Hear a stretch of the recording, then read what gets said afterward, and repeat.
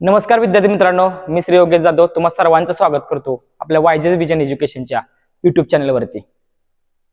गेली 2-3 दिवस झाला आपल्या चॅनलवरती कोणत्याही प्रकारचा व्हिडिओ नाही आला, पण या 3-4 दिवसामध्ये अनेक पालकांच्या, अनेक शिक्षकांच्या कमेंट, विद्यार्थ्यांचे फोन मला आलेले आहेत आणि त्यांचा एकच प्रश्न होता की तो म्हणजे काय, तर 5वी स्कॉलरशिप परीक्षेचा दुसरा पेपर पुन्हा होणार आहे का नाही।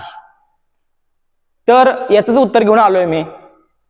त्याच्या अगोदर ह्या मागील 4 दिवसामध्ये प्रसार माध्यमातून, वृत्तपत्र असतील, न्यूज असेल, वेगवेगळ्या सोशल मीडियाच्या माध्यमातून या परीक्षेवर काय काय म्हटलं गेलं हे आपण पाहूयात। बघा, तुम्हाला या ठिकाणी पेपरमध्ये बातमी दिसत्या,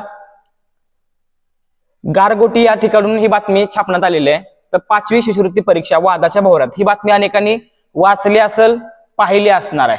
आता ही बातमी काय वाचून दाखवणार नाही, म्हणजे फक्त आपणच नाही तर शिक्षकच नाही, विद्यार्थीच नाही तर संपूर्ण महाराष्ट्रामध्ये हाच प्रश्न आहे शिष्यवृत्ती परीक्षेचा, की परीक्षा अशी का घेतली गेली, इतके अवघड का पेपर काढले गेले। याची उत्तर शासनाकडे, परीक्षा मंडळाकडे पालकांनी, शिक्षकांनी, विद्यार्थ्यांनी मागितलेले आहेत। आता या ठिकाणी ही बातमी तुम्ही वाचली असेल। दुसरी बातमी का या ठिकाणी काल परवा 2 दिवसापूर्वीच 22 तारखेला ही बातमी कोनवडे या ठिकाणून सकाळ या वर्तमानपत्रामध्ये बातमी छापून आलेली आहे। बातमीचा विषय काय बघा, 5वीचा इंग्रजी बुद्धिमत्ता पेपर नव्यानं घ्या अशी पालकांची मागणी, शिक्षकांची मागणी आहे।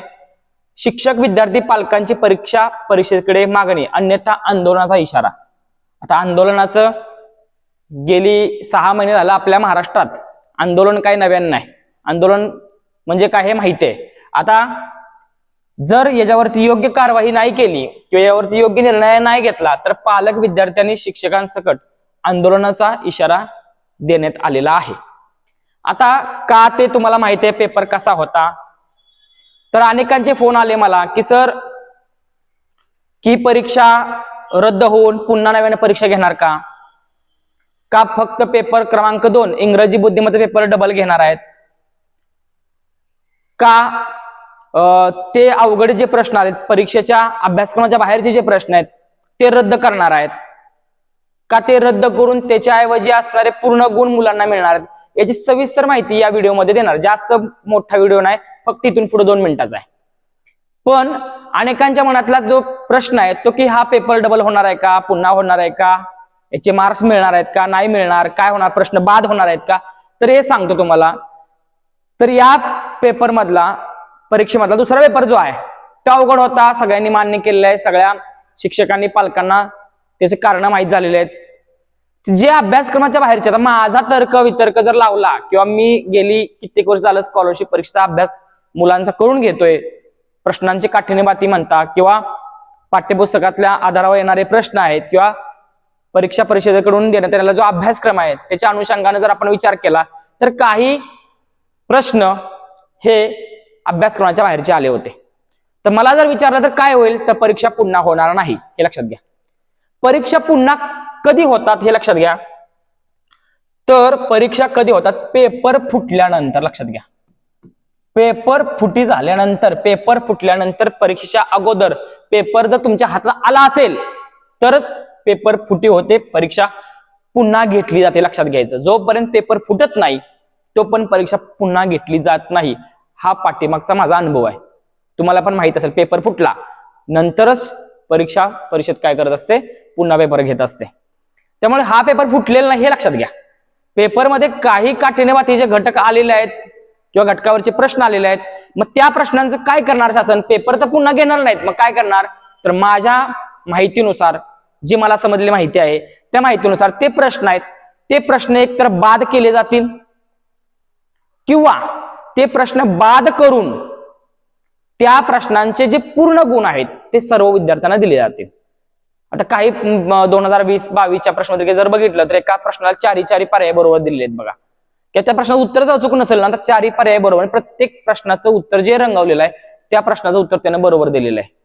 मग आता या ठिकाणी मग आपल्याला काय होणार आहे, जे प्रश्न बाद होतील त्याचे पूर्ण गुण तुम्हाला मिळतील, किंवा असं पण होऊ शकतं ते प्रश्न बाद कायमचेच बाद करून ते उरलेले जे मार्क्स आहेत, म्हणजे ते प्रश्नांचे मार्क्स देणार नाहीत, ते गळीत करून गाळून उर्वरित मार्कांवरती तुमचं मेरिट लागेल, असं दोन होऊ शकतं ह्या दोन्हीपैकी. पण मागील या 2-4 वर्षामध्ये जर आपण पाहिलं तर एखादा नवीन प्रश्न आलेला आहे किंवा प्रश्नाचं उत्तर निघत नाही, त्यावेळी त्या प्रश्नाचे पूर्ण गुण त्याला दिलेले गेलेले आहेत. त्यामुळे शक्यतो माझ्या माहितीनुसार प्रश्न जे पाठ्यपुस्तकाच्या बाहेरचे आलेले आहेत त्या प्रश्नाचे पूर्ण गुण प्रत्येकाला मिळतील असा माझा अंदाज आहे. त्यामुळं जर अजून कोणाच्या मनात असेल किंवा परीक्षा पुन्हा होणार आहेत तर बाळांनो तसं होणार नाही. परीक्षा आहे हीच असणार आहे, फक्त मेरिट थोडंसं खाली येणार आहे. ज्या की आपण कट ऑफ सांगितले त्याच्यापेक्षा पण 2-4 मार्कांनी खाली येईल. त्यामुळे अजून कोणी व्हिडिओ पाहिला नसेल तर पहा तुम्ही व्हिडिओ, त्यात मी कट ऑफ सांगितलेला आहे. 230 मार्काच्या वर असणारा मुलगा 100% गुणवत्ताधारक होणारच आहे. पण त्याच्या खाली असणारे 2-4 मार्काचे जर विद्यार्थी असेल तरी पण त्यांचं होणार आहे. कारण हा मी कट ऑफ सांगितलेला दुसऱ्या दिवशी सांगितला होता आणि पूर्ण महाराष्ट्रातून याच्यावरती अशा पद्धतीने बातम्या छापून आलेल्या आहेत. त्यामुळे नक्कीच ह्याची 2-4 मार्कांना मेरिट खाली पण येईल. पण समजा जर तुम्हाला या प्रश्नांचे गुण जर दिले तर मात्र 230च्या वरच मेरिट राहणार, हे लक्षात घ्या. जर मार्क्स दिले नाहीत तर मग 230च्या खाली येईल. जर मार्क्स दिले तर मात्र मेरिट जास्त लागू शकणार. कारण प्रत्येकाचे किमान 5 प्रश्न जर बरोबर धरले तर 10 मार्क्स वाढणार आहेत. 224चा 234 कडे जाणार आहे. 100% 230च्या वरच मेरिट राहणार आहे, लक्षात ठेवा. त्यामुळे कुणाचंही आता इथून पुढे मला फोन करू नका, विचारू नका की सर पेपर पुन्हा होणार आहे का, मुलांचा अभ्यास पुन्हा घ्यायचा का करून, मुलांना अभ्यासात ठेवायचं का. अनेक पालकांचे शिक्षकांचे मला फोन आले, मेसेज आले. त्यामुळे मला असं वाटलं की हा व्हिडिओ करून तुमच्यापर्यंत पोहोचवावा. त्यामुळे नक्कीच तुमच्या मनातली शंका दूर झाली असेल तर तुम्ही काय करा, काही मनात शंका कुशंका ठेवू नका. परीक्षा मंडळ त्यावरती योग्य निर्णय घेईल. थोड्या दिवसात आपल्याला तो निर्णय समजेल. तर आजचा व्हिडिओ तुम्हाला समजला असेल आणि तुमच्या मनातली शंका नाहीशी झाली असेल. चला bye bye, goodbye, take care, good bye.